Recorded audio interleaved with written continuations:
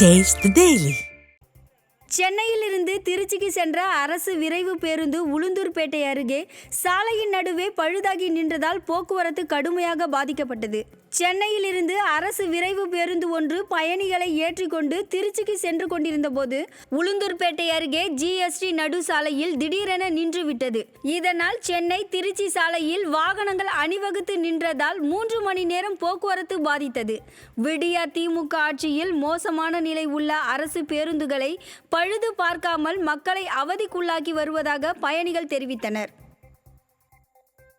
கடலூர் மாவட்டம் விருத்தாச்சலம் ராமச்சந்திரன் பேட்டையில் சில தினங்களுக்கு முன்பு போடப்பட்ட சிமெண்ட் சாலையில் குளம்போல் தண்ணீர் தேங்கி நிற்கும் அவல நிலை உள்ளது.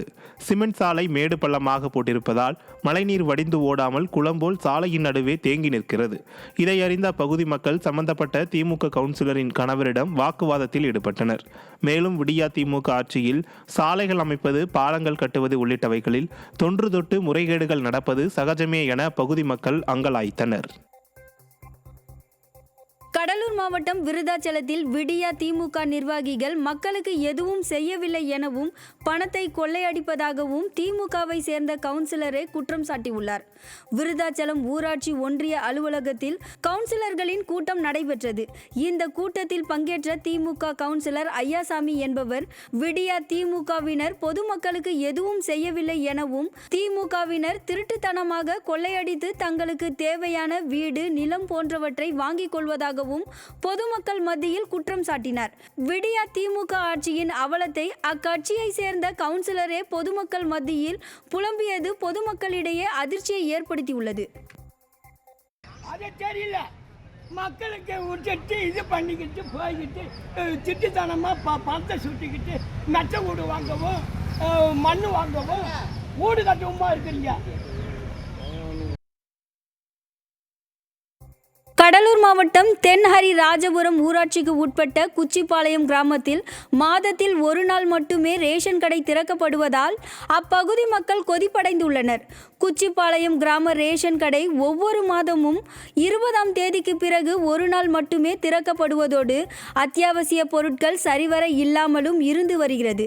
இது குறித்து கேள்வி கேட்டால் ரேஷன் கடை ஊழியர் திட்டுவதாக கிராம மக்கள் வேதனை தெரிவிக்கின்றனர். மாதத்தில் 10 நாட்களாவது ரேஷன் கடை திறக்க விடியா திமுக அரசு அதிகாரிகள் நடவடிக்கை எடுக்க வேண்டும் என குச்சிப்பாளையம் கிராம மக்கள் கோரிக்கை வைத்துள்ளனர்.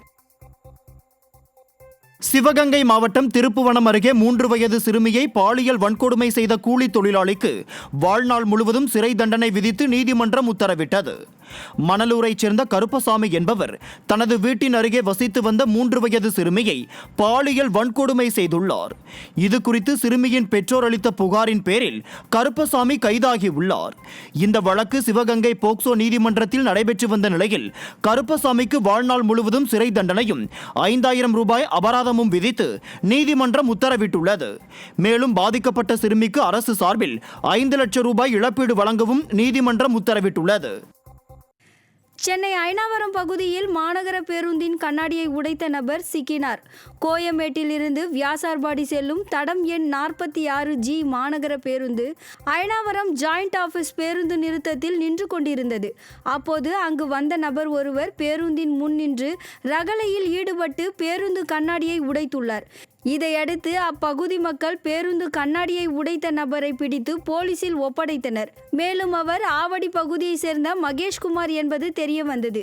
விடியா திமுக ஆட்சியில் பேருந்துகளில் பயணிக்கும் மக்களுக்கு பாதுகாப்பு இல்லாத சூழல் உள்ளதாக குற்றச்சாட்டி உள்ளனர்.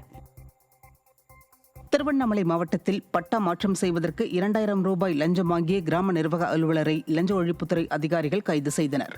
வந்தவாசி அடுத்த கூடலூர் கிராம நிர்வாக அலுவலரான பால் பாண்டியன் கூட்டுப்பட்டாவை தனிப்பட்டாவாக மாற்றம் செய்வதற்காக தன்னை அணுகிய கணேஷ் என்பவரிடம் 5000 ரூபாய் லஞ்சமாக கேட்டுள்ளார். லஞ்ச ஒழிப்புத்துறையில் கணேஷ் அளித்த புகாரின் பேரில் முதல் தவணையாக 2000 ரூபாய் ரசாயனம் தடவிய பணத்தை பால் பாண்டியன் வாங்கிய போது கையும் களவுமாக பிடிபட்டார். விடியா திமுக ஆட்சியில் லஞ்சம், ஊழல் தலைவிரித்தாடுவதாக மக்கள் குற்றம் சாட்டுகின்றனர். கடலூரில் மின்கட்டண உயர்வை திரும்ப பெற கோரியும் அதிமுக ஆட்சி காலத்தில் அடிக்கல் நாட்டிய மாவட்ட ஆட்சியர் அலுவலகம் அருகிலேயே புதிய பேருந்து நிலையம் அமைக்க வலியுறுத்தியும் கண்டன ஆர்ப்பாட்டம் நடைபெற்றது. கடலூர் தலைமை தபால் நிலையம் அருகே அனைத்து குடியிருப்போர் நல சங்கங்களின் கூட்டமைப்பு சார்பில் நடைபெற்ற இந்த கண்டன ஆர்ப்பாட்டத்தில் திமுக கூட்டணியில் உள்ள காங்கிரஸ், கம்யூனிஸ்ட், விடுதலை சிறுத்தைகள் உள்ளிட்ட கட்சிகளைச் சேர்ந்த பொறுப்பாளர்களும் பங்கேற்று விடியா திமுக அரசிற்கு எதிராக கோஷங்களை எழுப்பினர். கோவை சிங்காநல்லூர் பகுதியில் வயிற்றில் வேன் ஏறிய விபத்தில் தனியார் பள்ளியில் பயிலும் 1ஆம் வகுப்பு மாணவன் படுகாயமடைந்தான். 1ஆம் வகுப்பு படிக்கும் சிறுவன் ஒருவன் வேனில் இருந்து இறங்குவதற்கு முன்பு ஓட்டுநர் வேனை இயக்கியதால் தவறுதலாக பின் சக்கரத்தின் கீழ் விழுந்து விபத்து ஏற்பட்டது. வேனின் பின் சக்கரம் சிறுவனின் வயிற்றில் ஏறி இறங்கிய நிலையில் உடனடியாக அங்கிருந்தவர்கள் சிறுவனை மீட்டு தனியார் மருத்துவமனையில் சிகிச்சைக்காக அனுமதித்தனர். ஓட்டுநரின் கவனக்குறைவால் இந்த விபத்து ஏற்பட்டிருப்பது சிசிடிவி காட்சிகள் மூலம் உறுதியாகியுள்ள நிலையில் அவர் மீது கடும் நடவடிக்கை எடுக்க வேண்டும் என கோரிக்கை எழுந்துள்ளது. விடியா திமுக ஆட்சியில் ஓட்டுநர்கள் வாகனங்களை அலட்சியமாக இயக்குவது அதிகரித்திருப்பதாக பலரும் குற்றம் சாட்டுகின்றனர். கடலூர் மாவட்டம் விருத்தாச்சலம் மற்றும் நெய்வேலி பகுதியில் சிறுவன் உள்பட 4 பேர் டெங்கு காய்ச்சலால் பாதிக்கப்பட்டுள்ளனர்.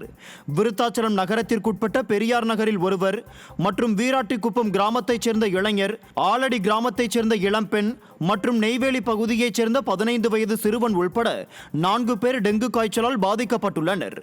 பாதிக்கப்பட்ட அனைவரும் மருத்துவமனைகளில் சிகிச்சை பெற்று வரும் நிலையில் திறனற்ற விடியா அரசு டெங்கு பரவலை தடுக்க போதுமான முன்னெச்சரிக்கை நடவடிக்கைகளை எடுக்காமல் அலட்சியம் காட்டுவதாக பொதுமக்கள் குற்றம் சாட்டியுள்ளனர்.